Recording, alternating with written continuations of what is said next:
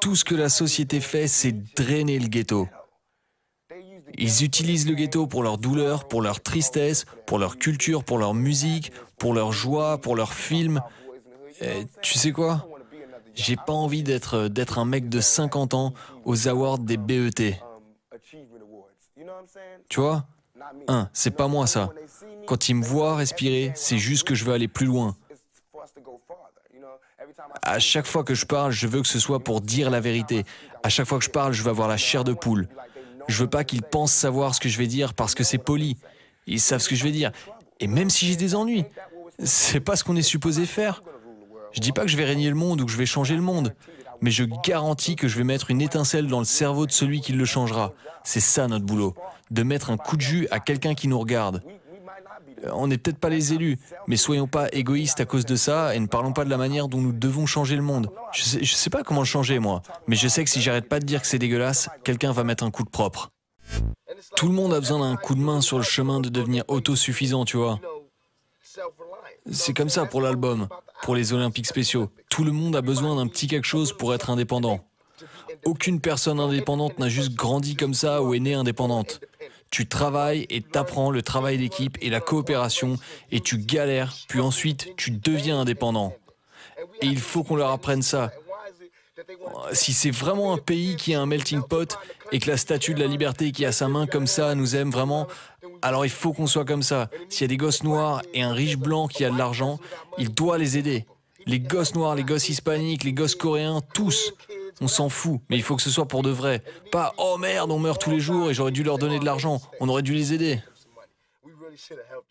Ma mère m'a appris 3 choses. Le respect, le savoir. La chasse au savoir est une course éternelle. Comme la ligne dans ma coupe, 360 degrés. Toujours chercher. Et elle m'a appris à ne pas me taire. Si j'ai quelque chose en tête, de le dire. Mais elle m'a aussi appris à écouter.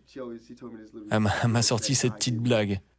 Dieu t'a donné 2 oreilles pour écouter, 2 oreilles et une bouche pour parler. C'est logique. Une bouche pour parler, mais il faut aussi écouter. Et c'est de là que vient le savoir, du fait d'écouter. Et une fois qu'on a le savoir, on peut parler, et ça aide. Donc elle m'a appris le respect, le savoir et la compréhension surtout. Faut beaucoup écouter. Tu peux pas être un roi jusqu'à ce que tu te sois fait, jusqu'à ce que tu aies accompli quelque chose. J'ai accompli mes objectifs, moi. Mes objectifs me transformeraient en homme. Maintenant, je suis un homme et mes objectifs me transformeront en roi. Pas forcément en roi, mais en n'importe qui sauf moi-même. Je suis un homme, je me suis fait de mes propres mains. Je me bats pour moi et je me suis battu pour moi-même. J'ai souffert. Je m'occupe de ma famille. Tous les trucs auxquels tu penses, je le fais. C'est juste que je suis vrai. C'est pas juste. C'est pas juste que ces gens possèdent des avions et que d'autres n'aient pas une maison, un appart, une cabane, des tiroirs, même des fringues. S'ils ont travaillé, je pense que c'est cool et qu'ils le méritent. Mais même si tu le mérites, tu dois... Regarde-moi, je suis pas plein aux as, mais je me sens coupable quand je passe à côté de quelqu'un. Faut que je lui donne quelque chose. Si je sais que j'ai 3000 balles en poche, je me dis que c'est dégueulasse de lui filer qu'une petite pièce. C'est pas normal, c'est pas bien. Toi, seul, sais ce que t'as en poche, mais c'est pas bien. Indépendamment de ce qu'ils font avec, s'ils veulent juste aller boire un coup, ils le feront. Mais toi, t'as des choses. On sait que c'est difficile dans la vie. Et vu que c'est pas une question de si t'es bon ou mauvais, on sait que si lui n'a rien, ça veut pas dire qu'il est mauvais. Ça veut pas dire que c'est un criminel, qu'il est fou, qu'il est accro à la drogue, rien de ça. Ça veut juste dire qu'il a rien. T'imagines quelqu'un qui a 32 millions de dollars? 32 millions de dollars. Et t'as une autre personne qui a rien. Et toi, tu peux dormir quand même. Tu vas au ciné tranquille. Mais c'est fou, t'imagines? Et c'est ce type de gens-là qui ont des récompenses humanitaires.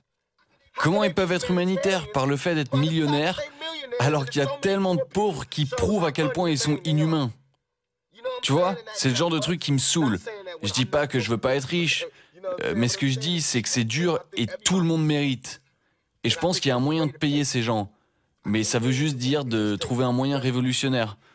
Il va falloir faire quelque chose qui sort de l'ordinaire.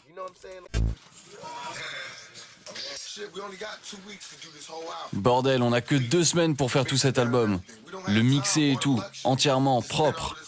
On n'a pas le temps ou le luxe de passer tout ce temps sur un titre. On n'a juste pas le temps. Parce que j'ai fait tout mon album, genre 3 titres par jour parce que j'y allais à fond.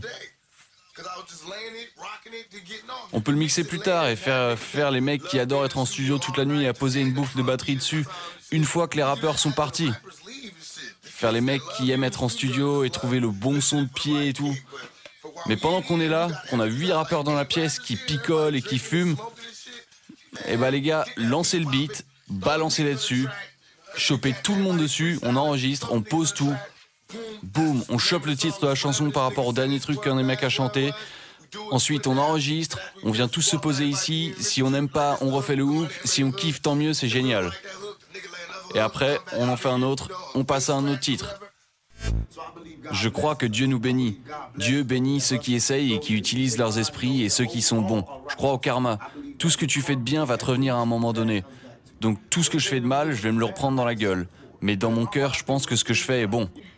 Pour moi, le paradis, c'est quand tu dors et que tu as bonne conscience et tu fais pas de cauchemars. Et l'enfer, c'est quand tu dors et que tu vois toutes les merdes que tu as fait dans ta vie en boucle. Parce que tu brûles pas, hein. C'est l'enfer sur terre. Les balles, ça brûle, tu vois. Il y a des gens qui se sont brûlés dans les feux. Ils sont déjà passés par l'enfer. Tout est ici. Qu'est-ce que t'as en enfer qu'on n'a pas vu ici? Quoi, tu vas te balader sans but comme un zombie? C'est ici, ça. Regarde les rues. T'as vu les rues dernièrement? C'est maintenant, regarde. Nous, on est ici, là, avec une grosse télé. C'est le paradis pour le moment. L'enfer, c'est la prison. Crois-moi, je l'ai vu. Et ça là, c'est vrai.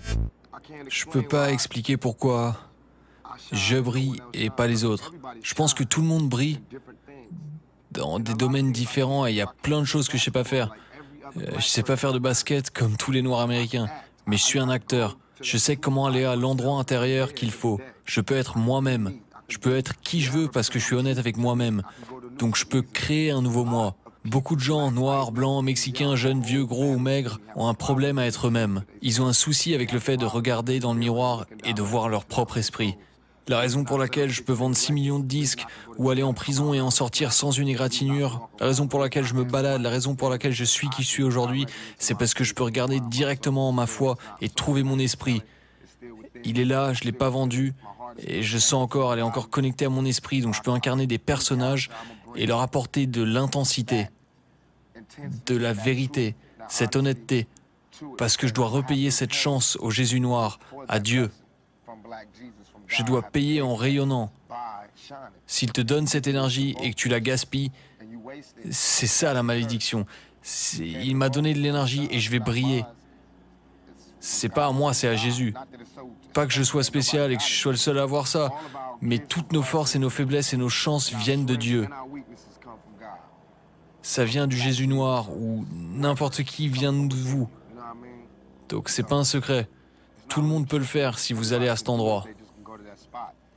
Je pense que toutes les choses qui me sont arrivées me permettent d'y aller plus facilement que d'autres. Tout ce que je dis, c'est une mise en garde.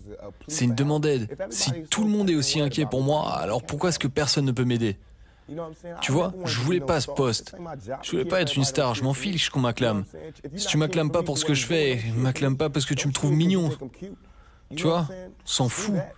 Acclame-moi pour ce que je fais, pour mes convictions. Quand je vais en prison, tu devrais m'acclamer encore plus fort. Parce que je représente mes convictions. Je braque personne, moi je vole personne. J'ai jamais rien pris. Tout ce que je fais, je le fais pour représenter mon peuple parce que je pense que c'est ce qu'ils veulent que je fasse. Je vais vous dire un truc, pour tous ceux qui me doutent, j'ai pas eu de casier pendant toute ma vie, ok? Pas de casier judiciaire. Jusqu'à ce que je fasse un disque. Dès que mon disque est sorti sur MTV, j'étais derrière les barreaux en train de me faire tabasser par la police avec un procès à 10 millions de dollars. Ils ont dit qu'ils étoufferaient l'affaire, mais personne l'a su. C'était pas partout aux infos. Ils m'ont pas vu à la télé avec mon œil défoncé, ma tête défoncée à Oakland. On les voit pas ces photos. Par contre, on voit les photos de Tupac qui sort de tôle avec les menottes. On voit pas les photos des flics qui me tabassent la gueule. On voit pas ça. Mais moi je le vois. Moi je le vois ça. Donc c'est vrai. Et j'ai l'impression d'être comme une femme qui s'est faite violer. Aucune femme qui s'est faite violer se laissera abuser une fois de plus. Je me trompe? Toutes les femmes qui se sont faites violenter ne se laisseront plus jamais violenter. Moi, c'est la même chose. La raison pour laquelle je ressemble le plus à ma mère, c'est parce que je suis arrogant, tellement arrogant, je suis d'accord. Au boulot, j'arrive pas à garder un boulot. En fait, j'ai démissionné aujourd'hui parce que je voulais venir ici et faire ça, et ils me laissaient pas et je trouvais ça important. Plus important que servir de la pizza. Et on avait assez de personnel, donc je me suis dit qu'ils devraient comprendre et me laisser le faire, mais c'était pas le cas. Et je suis enrhumé, et ils m'ont fait bosser dans le stock congélateur, et je veux pas qu'on soit irrespectueux avec moi, et ça l'était. Donc j'ai démissionné. Et il m'a dit que je pouvais pas, et là ça m'a rendu fou, parce que je suis arrogant. Donc quand il m'a dit que je pouvais pas, j'ai démissionné. J'ai pris mon blouson, je me suis allumé une cigarette, j'ai fumé, et je suis parti.